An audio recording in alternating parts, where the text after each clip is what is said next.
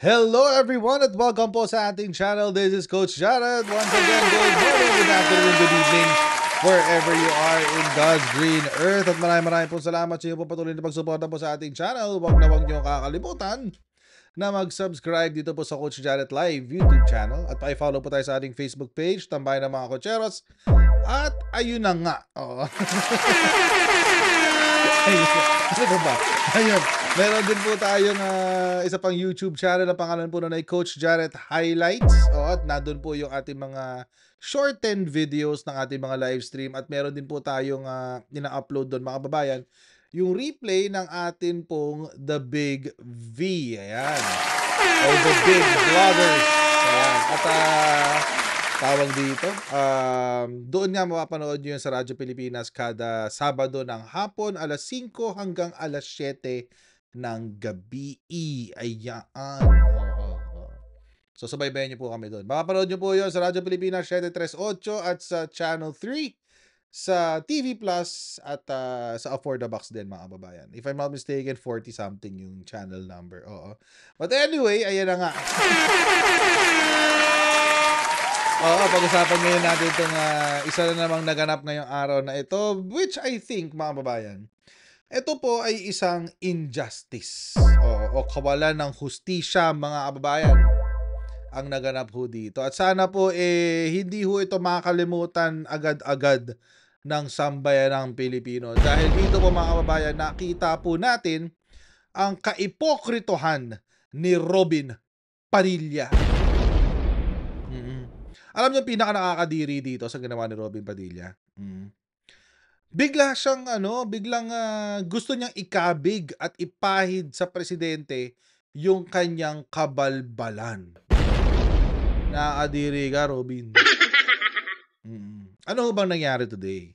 Eto ho kasi, mga kababayan. Kanina ho kasi, pumutok na ho yung balita na si Nadia Montenegro ay nag-resign na sa opisina ni Robin Padilla. Alam nyo, mga kababayan, wala naman akong pakialam kung nandiyan si Nadia Montenegro o wala. Pero ang pangit lang ng pagkakabitaw sa kanya. Panoorin muna natin yung balita, Pero bago natin panoorin yung balita, ito ho, mga kababayan, itong kanyang pag-resign ay bunsod ng issue na kanyang kinakaharap ngayon. Ngayon ay siya inaakusahan na gumagamit ng marijuana sa loob mismo ng Senado at sa loob ng building nito. Grabe, no? Sabi ko nga sa inyo, iba yung level ng tapang na ipinakita dito ni Nadia Montenegro. Alam niyo, mga kabayan, it's bad enough that she smoked weed sa labas po ng kanyang tahanan, that she smoked weed at all, mga kababayan. Ibig sabihin, bakit kasi nag-weed? Oo. Alam naman niya na illegal ang paggamit ng ipinagbabawal na gamot dito sa Pilipinas. Oo. At ay pinagbabawal ho sa Pilipinas, mga kababayan, ang sisigarilyo, susmoke ng weed. Bawal ho yan. Yan ho ay ang pagbebenta po nito ay pinaparusahan ng Comprehensive Dangerous Drugs Act. So, ibig sabihin, yung inaakusahan ay bumili ng ipinagbabawal na gamot at ginamit niya ito allegedly sa loob ng Senate building. Parang nabanggit ko na to sa isang live stream ko o sa isang video natin. Ang nabanggit natin ay saan kaya humugot ng tapang si Nadia Montenegro para gawin ito. Kasi nasa loob ka ng building kung saan ginagawa ang mga iba't ibang panukalang batas to maintain public order sa ating bansa. Tapos all of a sudden mahuhuli ka at ikaw ay nag-EMJ. I mean, there's no other way to say it. I mean, it is what it is.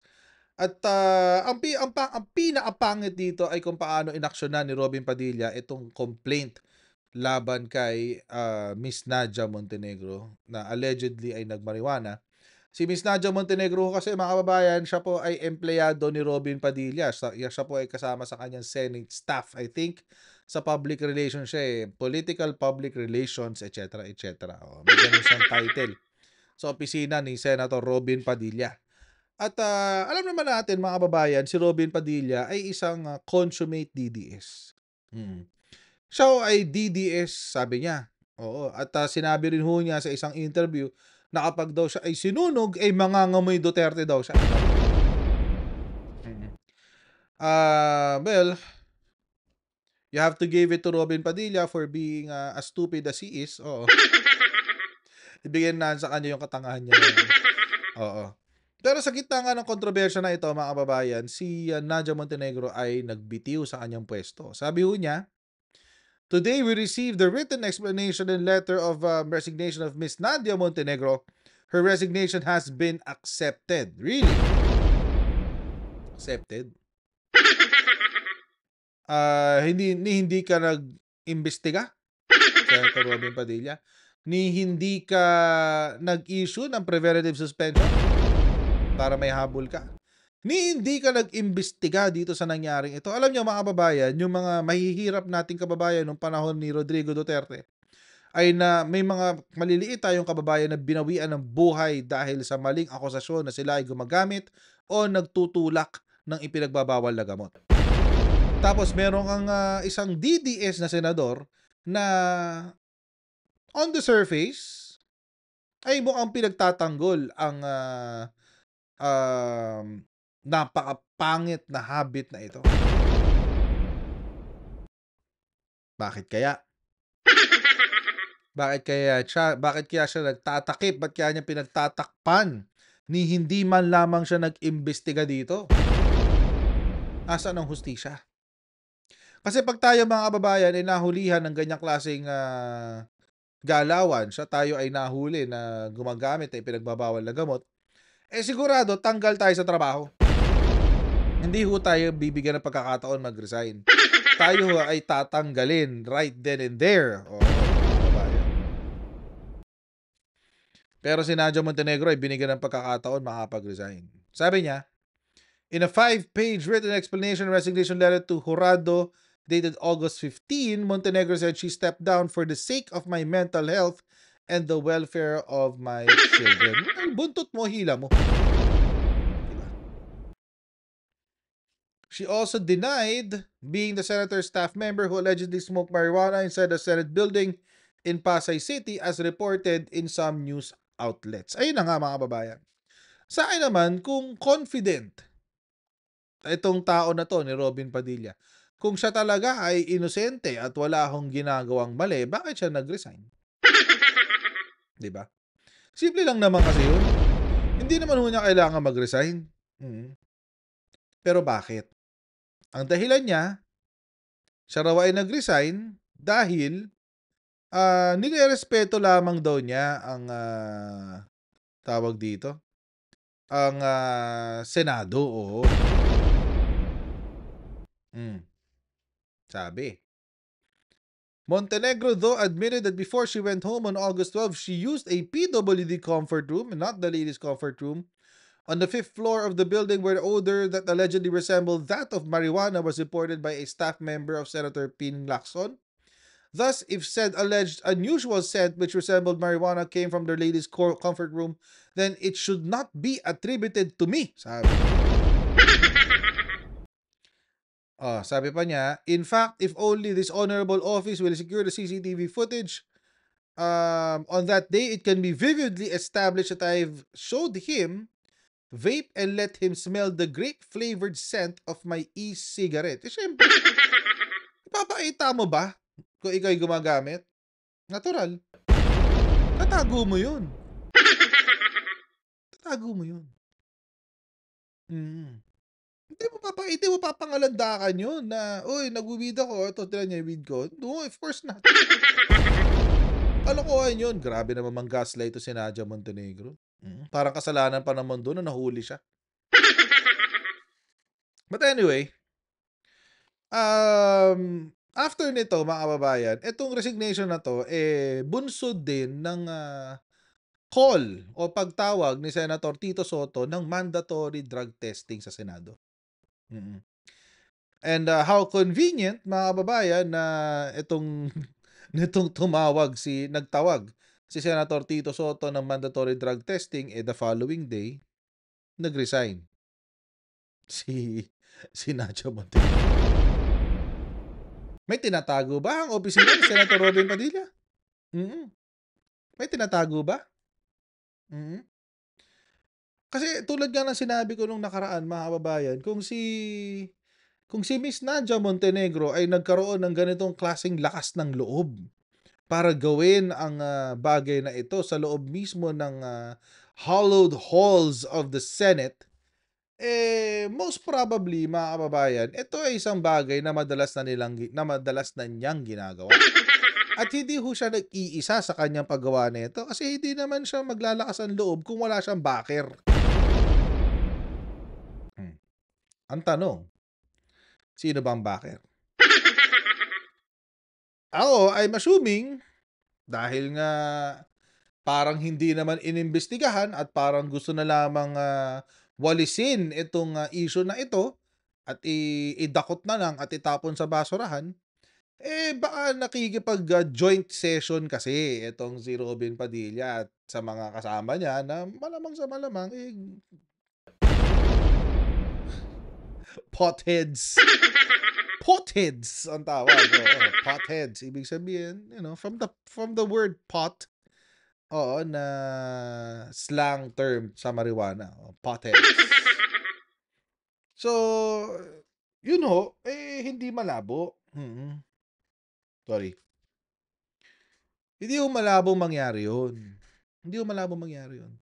That is also a possibility. Kasi nga, saan siya humugot ng lakas ng loob para gawin yan sa loob ng Senado? At ngayon, mga kababayan, ang nakakatawa dito, si Robin Padilla, binabaliktad pa ngayon ang sitwasyon. Mga kababayan, kasi ganito yan. Tingnan nyo mga kababayan. Kung ako ay maglilinis ng aking pangalan, lalo na't dilinisin ko ang pangalan ng aking opisina, ibabalik ko ang kredibilidad ng aking opisina. Kung gagawin ko ho yan, mga kababayan, kung yun ang gusto ko ma-achieve, ang gagawin ko, magpapa-random drug testing ako sa sarili kong opisina. Para masabi ko ho sa sambayan ng Pilipino na, nagpa-random drug testing ako. Duterte supporter ako. Galit ako sa paggamit ng droga. Pinadrug testing ko lahat ng tao ko, lahat sila negative. Pati ako negative. Di ba? Kung may delikadesa ka. Kaso nyo, mga kababayan, si Robin Padilla, walang delikadesa. Imbis na ipag-random drug testing niya ang kanyang mga tao, nung ginawa niya, pinahid niya sa ibang tao ang pagkakamali ng kanyang empleyado. Ganyan. All of a sudden, naglabas siya ng isang panukalang batas. Bilis sumulat bilis sumulat Mukhang nakapagsulat ka nitong weekend na to Mukhang yung abogado na naka-assign dito sa bill na ito, pinagmadali mo. Sabi ni Robin Padilla, gusto raw niyang gawing batas na ang lahat ng elected official ay dadaan sa drug testing every year, including the president. Sa akin, walang problema yan. Go! Papirmahin mo yan. Make sure na lahat ng senador pipirma dyan, Senator Robin Padilla. Dahil ako ay sigurado na pipirmahan din niya ni Pangulo pag umabot sa kanya. Sigurado ako dyan. Pipirmahan ni Pangulo yan. Sabi niya, Senator Robin Padilla has filed Senate Bill 1200 which seeks mandatory drug testing for all government personnel, including the President of the Philippines. Yan. Ano daw yung gagawin nito? It will amend RA 9165 or the Comprehensive Dangerous Drugs Act to mandate hair follicle testing for screening and urine drug test for confirming a positive hair follicle drug test. Ayan. And it will make drug testing mandatory for all elected and appointed officials of the government, government instrumentalities, or government-owned and controlled corporations, whether domestic or overseas, including the President of the Philippines annually. Ayan. Ba't hindi mo pa kinumpleto? Ba't hindi mo pa kinumpleto? Sana sinabi mo na rin, including the President and the Vice President of the Philippines. Bakit kailangan presidente lang? Anong gusto mong ipahiwatig dito, Senator Robin Padilla? Alam nyo, mga kababayan, sa akin lang naman, simpleng-simple lang naman yan eh. Pag ikaw ang nahuli, ikaw ang magpanagot. Pag ikaw ang nahuli, ikaw ang maglinis. Ang problema, tao mo yung nagkamali. Senator Robin Padilla, tao mo yung nahuli. Tapos ngayon, gusto mong i-divert ang atensyon ng mga ng taong bayan sa'yo kasi binabantayan ka ngayon ng taong bayan kung ikaw ba ay magpapadrug test sa iyong mga empleyado o hindi. Ang gusto mo, ilihis ang atensyon ng mga tao mula sa'yo papunta kay presidente. Tapos ang gagawin mo, ang ginagawa mo ngayon, sinasalsal mo yung issue na ang presidente ay drug addict. Wala kang pinagkaiba sa mga sinungaling na vlogger ng Duterte dyan. Oo. Wala kang pinagkaiba. Sa bagay, ikaw na rin mismo nagsabi, pag sinunog ka, mag-aamoy Duterte. Kadiri, ang baboy. Isisisi mo ngayon sa presidente dahil ikaw yung napahiya. Alam mo, Senator Robin Padilla, bakit hindi ikaw ang mauna? Hindi ba? Why not lead by example? Oo. Bakit hindi mo ipag-utos sa iyong sariling opisina kung saan ngayon ay nahulihan ang iyong tao na gumagamit ng marijuana? Ikaw mismo ang maglinis ng pangalan mo. Anong gagawin mo? Di ipa-drug test mo yung buong opisina mo. Diba? Hindi ba pwedeng gawin yon? Senator Robin Padilla? Hindi ba pwedeng gawin yon? Ha? Bakit hindi pwedeng gawin? Bakit si Rapi Tulfo magagawa niya? Bukas na bukas din. Ngayon pala, ngayong araw ng Martes, gagawin niya na magpapa-mandatory drug testing sa kanyang mga tao. Hindi mo kayang gawin? O baka kasi pati ikaw sumabit.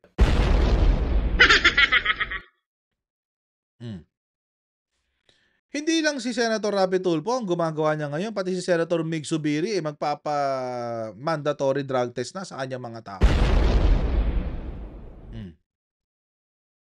In fact, if I'm not mistaken, nagpa-drug testing na nga sila kanina. Ito ho yung balita dyan, mga babayan.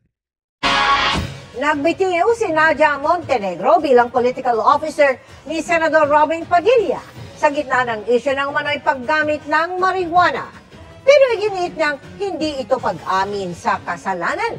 Sabay palag sa pagkalat ng incident report ng Office of the Senate Sergeant-at-Arms na nagpangalan sa kanya. Nakatutok si Mav Gonzalez.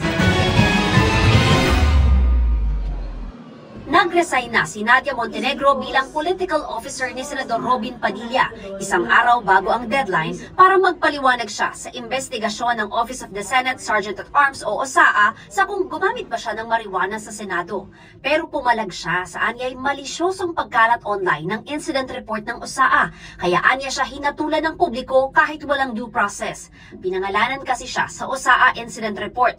Bago nito, kumalat muna sa isang online article ang paggamit umano ng isang Senate staff ng marijuana sa banyo ng Senado, pero walang pinangalanan. Naghain ng paliwanag si Montenegro at itinanghing siya ang pinatutungkulan sa article.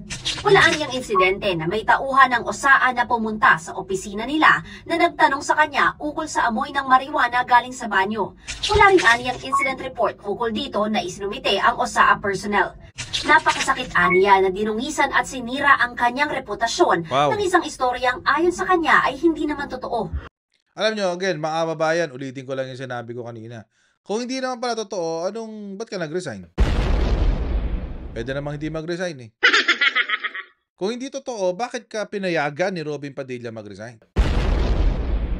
Hindi ka niya kayang paglaban? Weird naman, no? Sabi mo inosente ka, eh. 'Di ba? Wag na lang mag-resign. Eh, kaso mo nag-resign. Eh, di sorry. Bagaman nag-resign, hindi anya ito pag-amin ng kasalanan. Magpapakita lang anya ito ng respeto sa Senado at sa opisina ni Senador Padilla para hindi na lumaki pa ang issue at makapag-focus ang Senado sa mahalagang trabaho nito. Yun. Respeto daw sa Senado. Well, sabihin natin totoo.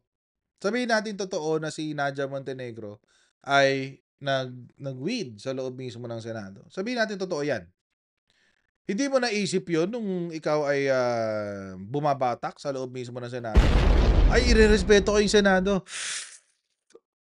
Wait lang.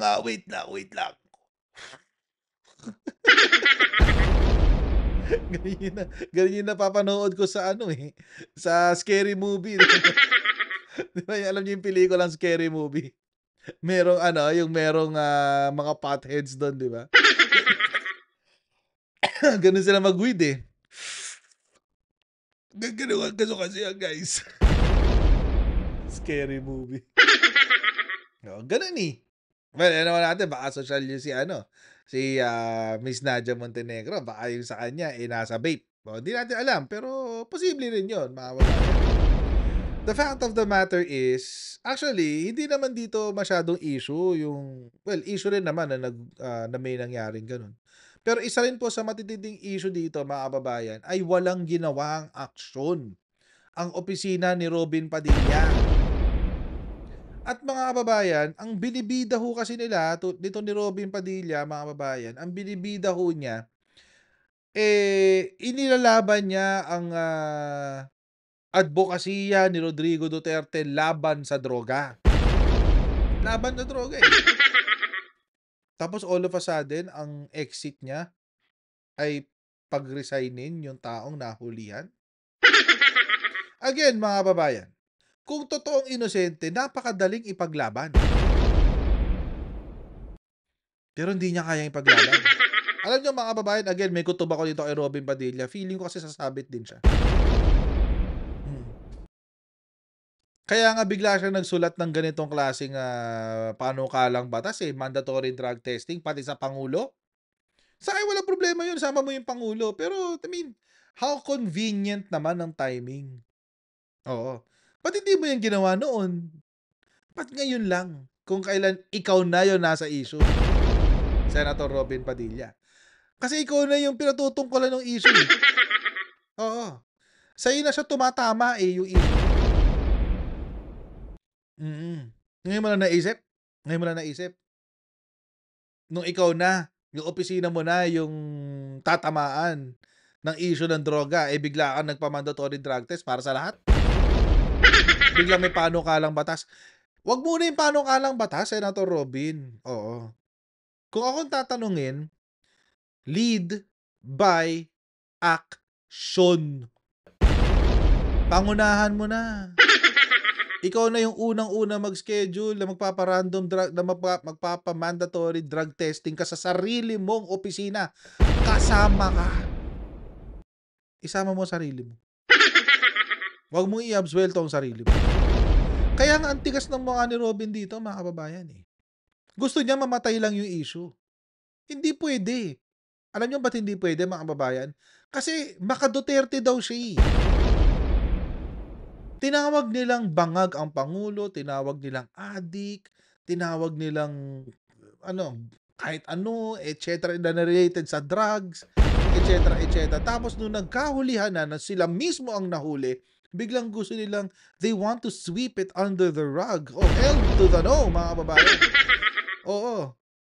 Isasabit natin to kay Robin Padilla. Habang buhay nating tatandaan at hindi natin kakalimutan na siya ay ipokrito. Walang isang salita. Hindi lang yan ang pinotektahan niya, mga kababayan, alam niyo ba? Hindi lang si Nadia Montenegro ang kanyang pinotektahan. Pati si Duterte mismo ang pinotektahan niya. Si Rodrigo Duterte umamin na nagmamariwana noon. Hmm. Nagsalita ba si Robin? Mangangamoy Duterte ka na ba? Ka pa rin ba? Senator Robin, ayan no. Idol mo, umamin na nagdodroga. Habang pinagpapapatay niya ang 30,000 Pilipino, siya mismo ay gumagamit ng droga na binibenta ng mga pinapatay niya. Kapal ng mukha mo. Bakit dito tahimik ka? Bakit sa issue ng pagmamariwana ni Rodrigo Duterte wala kang sinasabi? Bakit sa issue ng pagmamariwana, ng allegedly pagmamariwana ni Nadia Montenegro, wala kang sinasabi? Hindi kaya dahil sasabit ka, Robin Padilla? Baka kaya ayaw mong magpa-drug testing sa sarili mong opisina ay ikaw mismo ang sasabit, ikaw mismo ang magpa-positive sa sarili mong pa-drug test. Hindi ho ako magtataka kung yan ay totoo. Kasi ulitin ko lang mga kababayan, ulitin ko lang. Kung gusto mo talagang linisin ang pangalan mo, kung gusto mo talagang linisin ang pangalan ng opisina mo, Senator Robin Padilla, wala kang ibang dapat gawin kung hindi magpa-mandatory hair follicle drug test sa'yo at sa lahat ng empleyado mo. Kaso ang problema, nga. Palakpakan, Senator Robin Padilla. Deserve mo ang sarcastic na palakpak. Nakakatuwa. Good job ka dyan, Senator Robin Padilla. Oo. Pa-schedule mo na. Salba mo sarili mo. Kasi habang hindi mo ginagawa yan, ang iisipin ng taong bayan, ang iisipin ng sambayan ng Pilipino, ikaw mismo ang nagtatakip sa iyong sariling paggamit ng illegal na droga. So mga kababayan, hanggang dito lang po muna tayo sa ating video. Huwag niyo kakalimutan na mag-like, mag-share at subscribe dito po sa ating live stream, sa ating video na ito. At please don't forget to keep on watching us sa Radyo Pilipinas 738 sa AM band at Channel 3 sa TV Plus. I'll see you again next week. God bless and see you in our next live stream, guys. Bye!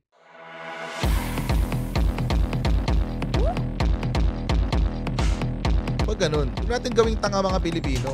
Mas maganda kasi nasa lugar ka ng tama kaysa yung pinipilit mo yung pagkakamali.